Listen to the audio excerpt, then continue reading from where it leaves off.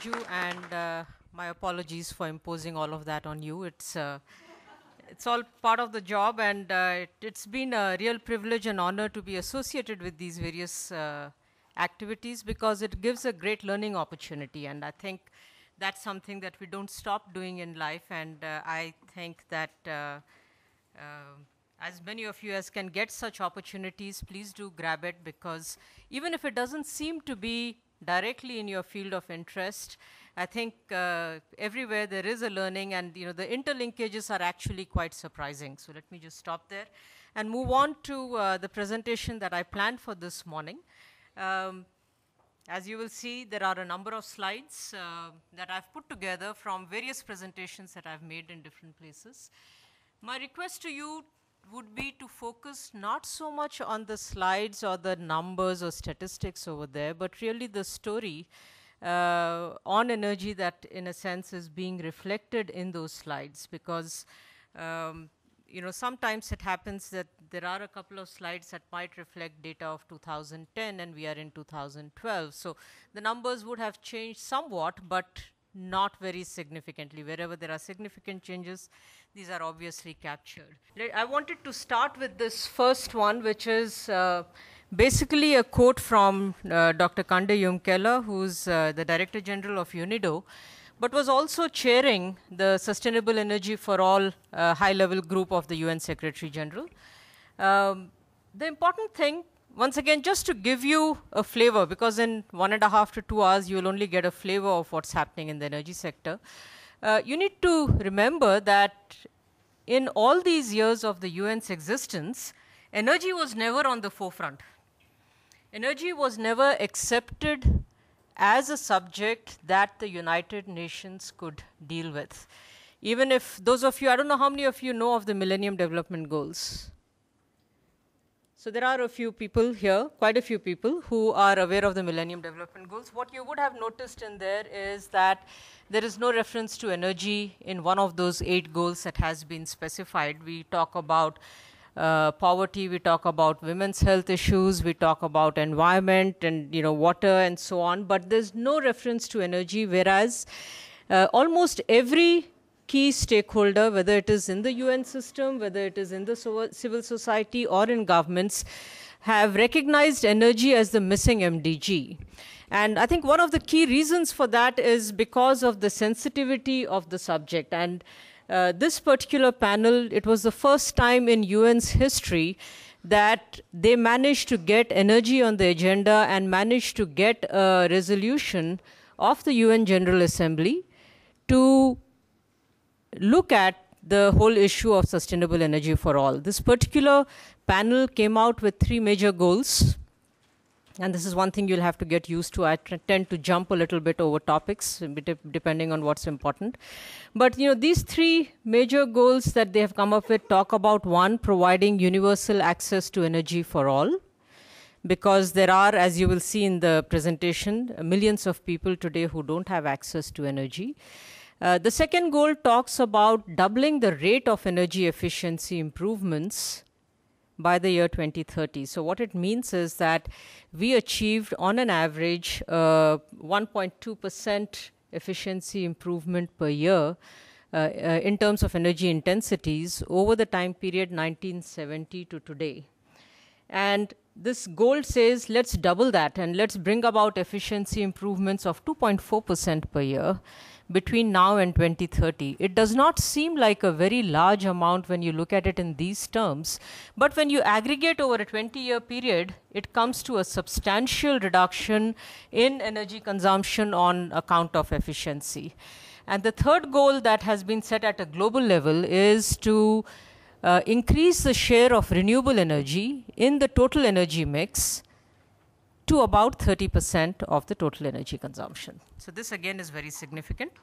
And the importance of these 3 goals lies in the fact that, especially when you look at energy efficiency and renewable energy, if we meet both of these goals, we will be well on track to meet the climate change objectives as well that we have set for ourselves. And there is a very strong linkage between energy and climate change, so I'll keep referring to it. You will have Dr. Kirit Parekh coming back once again to talk to you specifically about the climate change issues. He couldn't come yesterday, but it'll keep us on track. We have in Copenhagen decided, all the countries, all the governments of the world came together and they have agreed that we will try and limit the increase in global average temperature to 2 degrees Celsius. In order to be able to do that, we obviously, energy contributes 70% to greenhouse gas emissions, so that's why it is extremely important that we focus on energy. And these two goals would allow us to get over there. Having said that, I'll come back to this. I'm going to set it aside for a few minutes. But let's come to the whole issue of energy security. And I will talk about energy security both primarily for India, but in the context of the global energy situation. One of the things, if you look at literature, you'll find that definitions of energy security vary by country, by organization, and these actually reflect the realities that might be there in specific countries. So for us, when you come to India's definition on the next slide, you'll see certain elements that are possibly not very relevant for the developed world. So it's very, very context specific, and we need to be able to define this for ourselves. Driven by domestic needs and considerations, and of course, the key distinction for us, this is very important, may not be so important once again for the developed economies, is that we have energy security at a national level and we have energy security at a household level. And that is because of the millions of people, again, in India who don't have access to clean and modern energy forms in their homes. So for us, energy security is a very personal issue, not just a national issue on where we are going to get energy from, but for each one of us, when we suffer power cuts, when we suffer blackouts, brownouts, or don't have access to energy, it's a very, very personal issue that we have to be able to deal with. The first one here, just as an example, is the definition that the International Energy Agency gives for energy security. You'll see that elements of this are there in India's definition of energy security, but our definition is much wider. And it focuses a lot on elements such as the whole issue of affordability, which is very, very key. India is a very price-sensitive economy. It focuses a lot on reliability because of the situation of shortages that we have and the implications that reliability or unreliable access to energy is having on costs to the industry, because they all have diesel backup sets, and the cost of generating electricity from diesel is around 15 rupees per unit. Whereas approximately, plus or minus a little bit, whereas the cost at which we possibly get electricity or the industry gets electricity from the utility would be about 5 rupees. So it's roughly 3 times as high as what you would have if you got electricity from the grid, generated on a large scale, economies of scale and everything else. So there is a cost there. Each one of us in our homes have inverters or generators, as the case may be. I believe the situation in Delhi has improved a little bit, but I'm not sure. This year has seen some blackouts once again. We have voltage transformers, we have stabilizers, we have all kinds of equipment in which we invest a lot of money and time and effort in maintenance that we don't normally worry about. But for us in India, I think the whole issue of reliability, this is on the electricity side. On the LPG side, today we have a situation where we say you can't book a second cylinder unless you have the 21 days time has passed between the first booking and the second booking, because that's one form of rationing. It's again signaling the fact that we are short on oil supplies and LPG in particular, and therefore there is this kind of a situation. So the whole issue of reliability for us is extremely important, and we need to be able to give some attention to that as well. And of course, confidence levels and so on, safety, convenience, you have lots of examples, you keep reading about it in the papers. LPG cylinder burst in so-and-so place, or a transformer burnout and so on. There are various kinds of issues, all linked to the fact that there is a huge demand-supply gap which makes maintenance a major problem. Just to share with you the global energy scenario, and the reason for sharing that also is to show to be able to highlight some of the discussions that we keep having on historical responsibilities and who has to take action first and so on. This is particularly in the context of climate change. You will come across this, that we are not the ones who created the problem, so why should we act first? Let the other countries act first. It is primarily for some of these reasons. This is the pattern of oil production and consumption in different regions of the world. And what you will see is that, for the Asia Pacific, it's by and large, this is the production side and this is the consumption side, similarly on the other side. For Asia Pacific, we are not producing as much as we are consuming. So on an average, we are importers of energy. But the major exporters, the ones that have a larger production than consumption, is obviously the Middle East part of the world, the West Asian countries, depending on, and then there's Africa. Africa also produces a lot, but a lot of it is exported. And that's the irony in Africa in particular, because they are exporting their energy, whereas from an energy access point of view, they have, I think, next to the South Asian subcontinent, one of the largest numbers of population that does not have access to clean and modern energy forms.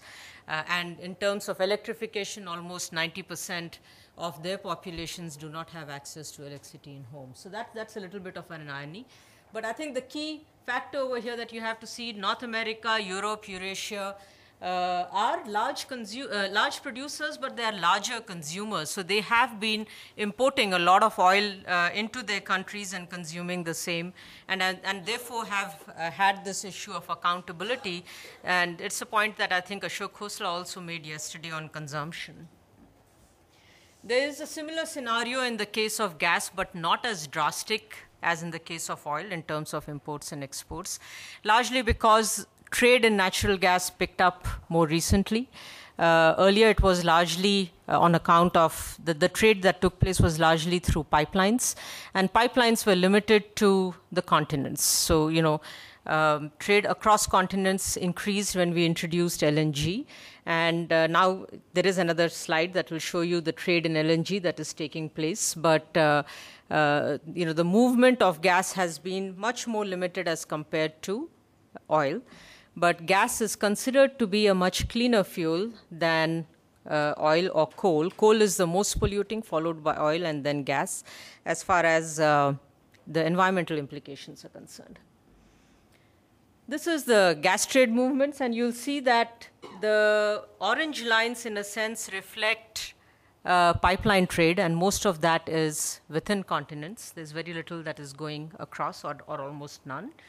And what we have now increasingly is the LNG trade that is taking place. For us, the important point is that India has actually a very small part of this market. A large part of all the trade that takes place even today in gas is actually the pipeline trade between, and I think Europe is very privileged in being connected to both the Middle East as well as to Russia and other places. There were, of course, issues. They have their own sets of issues that last year, there were disruptions in supply. But the key point over here that for us is important is that these are investments that a lot of the developed countries have made in the past, and these have therefore been written off. So for them, the costs of importing natural gas from the Middle East or even from Africa, because of the proximity, is actually much, much smaller than if India was to look at very large imports of natural gas. Because for us, we will have to set up the entire infrastructure once again, whether we talk about pipelines. And we did explore bringing in a pipeline from Iran through Pakistan or across Pakistan.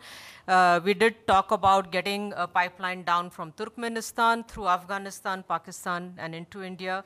Very, very expensive options. We do have proposals for LNG terminals, but obviously I think given the volatility in gas prices itself and of course the investment costs, from a competitiveness point of view, we would always be at a little bit of a disadvantage as compared to those countries that already have this infrastructure and networks in place. And I think we have to be wary of that fact. This is the natural gas trade. I don't need to spend more time on that. And this is the coal production and consumption by region once again, not as volatile as in the case of oil, but there is a fair degree of trade. I mean, if you look at Asia Pacific, Australia, for example, would be covered within that, and a lot of the trade that takes place in the Asia Pacific region, Indonesia, we import from Indonesia, we import from Australia, and then from South Africa as well. But a large part of that is captured in this. But the important point is to see that Asia Pacific countries consume a lot of coal, and that is where I think the pressure as far as climate change is concerned comes as well. And this is on nuclear energy consumption, and you will see that a large part of the consumption is in North America and Europe or Eurasia. Asia Pacific has a little bit, and the rest of the world almost none. Asia Pacific is largely again Australia, Japan, and then of course China, which is getting an increasing share and growing pretty rapidly. For us, the challenge in this overall global production consumption scenario is that while we are short on energy supplies, we used to think that we have enough coal resources to last us for 200 years. Today, I think it is accepted that our coal resources may not at current production levels last us for more than 30 to 40 years. We already import about 75% of our oil, and we are looking at becoming major importers of coal. Gas again is something that we might start importing a lot. So, for us the important point is that with all those investments that are already made, for us the competitiveness issues that I spoke about make the energy situation very challenging. We do have today the nuclear option, but there are a number of challenges in being able to develop or exploit the newfound freedom in a sense that we have on developing nuclear power plants because of the concerns around safety and security, and because of the whole issue of not in my backyard, people protesting about it, we are not being able to create the confidence levels that are required. So, the challenges for the developing countries as a whole and for India in particular is that we are disadvantaged in terms of our late start on consumption, and therefore the late start on setting up the requisite infrastructures, and we are disadvantaged in not being able to exploit the nuclear options. So, choices are getting increasingly limited as we move forward. This is just to give you an idea of the regional consumption patterns in the year 2010 across different continents, and to be able to show that, well, the legends are missing, but the gray over there is coal, and the red is really oil that we are talking about. So, I think there is a fair degree of reliance in especially the Asian countries on coal and oil. Primary energy consumption per capita, I have two slides on this just to give you a visual impression of the degree of disparity that exists across countries on the extent of energy that is consumed. All the lighter shade countries are the ones that have fairly low levels of energy consumption on a per capita basis. This is a big area of argument. Should we be looking at energy consumption in total or on a per capita basis? And this links up to the argument of historical responsibilities that you will see coming up in climate change, because the developed countries say that we should look at energy consumption per unit of output, because that is where the productivity comes, and we say that we must look at energy consumption per capita because it is an issue of human rights. So, there is a standoff in a sense which was much more significant 20 years earlier when we started talking about climate change. Today, if you look at some of the Rio outcome documents, you find a larger degree of acceptance to the equity discussions that are taking place. But this one is reflective of per capita, and you will see that all the US, North American continent exclusive of Mexico, has one of the highest levels of per capita energy consumption, and that is where the whole issue of responsibility also comes in. Europe is much more efficient in several senses, so that's why on a per capita basis their energy consumption is slightly lower than what you might have in the US. If you look at forecasts into the future, in a reference scenario, the World Energy Outlook, which is brought out by the International Energy Agency, shows that we are actually, despite all the discussions on climate change and the contribution of the energy sector and fossil fuels are coal, oil and gas, right? We are still going to continue our reliance on fossil energy, and this is going to only grow in the future. Nuclear will have an increasing share, but it will still be a small part of the pie, and this is where other renewables are going to be. So in this scenario, without a major policy change, we will face all the three challenges that we have been talking about. Challenge on energy security, because we will be competing at an international level for dwindling resources. Ashok Khosla spoke yesterday about peak oil problems, the fact that we are reaching some of the limits. This is always a debatable issue, but there is a very strong perception that we are reaching a peaking situation. Issues of energy access. So if we start competing intensively for the limited oil and coal and gas resources, I'm not talking about renewables just now, it will result, as we are already seeing, in increasing prices at an international level, and will translate into higher prices at a domestic level. Yesterday, petrol prices went up again by 70 paise, and again there was a furor. But this is a reflection of the scarcity levels that there are and our increasing dependence on imports of energy, and I think we need to be able to recognize that.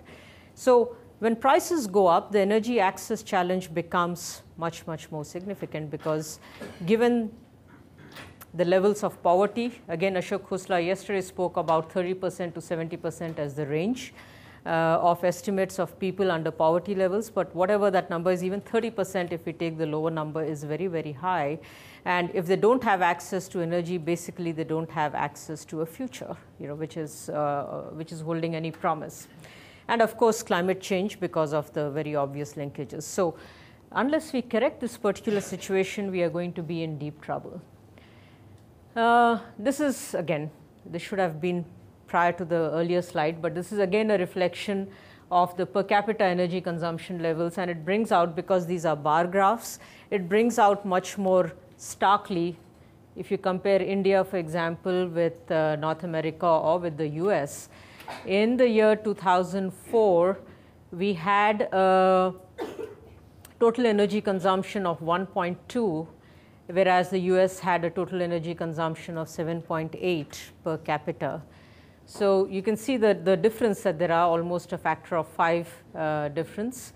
But interesting in this chart is that we are moving to a projection from 2004 to 2030, and you'll see that even in these 25 years time period, we are saying that India's energy consumption would just go up on a per capita basis marginally, from 0.5 to 0.8. It's an argument again that we have been making internationally, that I don't want to bring in too much of climate change over here, so I'm struggling because you have a session on climate change.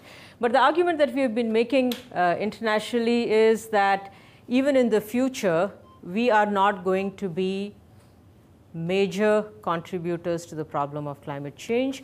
Our energy consumption levels, which is a reflection of well-being, are again going to be low, and we need the space to be able to develop. So don't put too many constraints on us as far as our energy consumption is concerned from a global perspective. So that, I think, is remains a major issue, but the fact also remains that the developed countries believe it is not the per capita energy consumption which is important, but it is the total energy consumption. Ma'am, is it true that a bulk of oil is stolen within India, like through the pipelines, the oil that runs through the pipelines? No. No. It's not stolen. It's very difficult to steal oil from the pipelines. But yes, there is a lot of adulteration that takes place, but there are, or used to take place. There are a number of measures that the oil companies have put in place to stop the adulteration. What does get stolen is coal. Even there, I think there are a number of checks and balances that have been put in place. But accountability levels on coal, both on quantity and quality, are a problem, especially because of the quality considerations. And there are a number of disputes around that. How much is the energy content of the coal? How much is the moisture content of the coal? Because if you have high moisture content, the weight goes up without adding to the energy content, and then you are paying a much higher price and so on. So there are a number of issues around that, but not so much on oil. The issues of adulteration, one.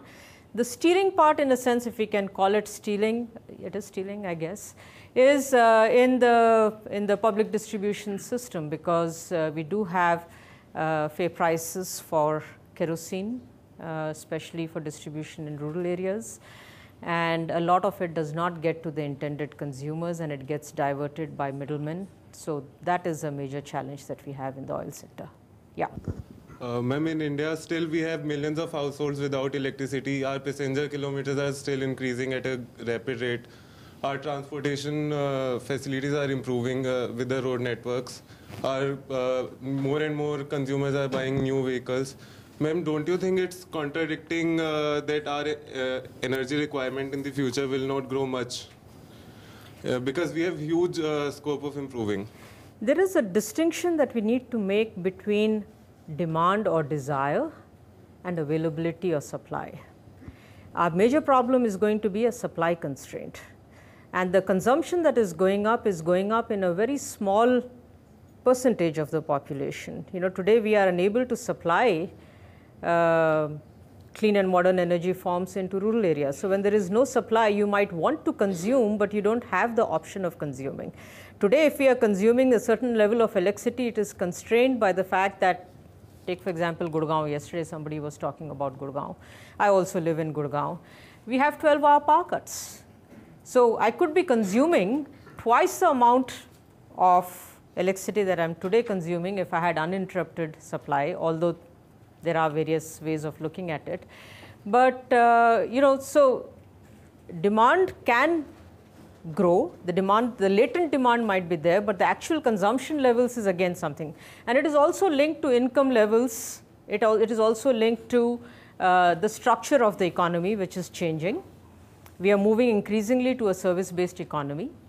Things might change again in the future. And it is also linked to a number of such factors. So our population is also growing. We are not going to stabilize our population before the year 2050 or 2060. So your numerator is going up, but your denominator is also going up. So that is why you have a depressed thing, and that is where the argument comes from, where we want to look at it on a per capita basis, but the rest of the world, which is what Obama's statement is saying, that's because countries like India and China are growing at a rapid clip. We are growing at a rapid clip. Our energy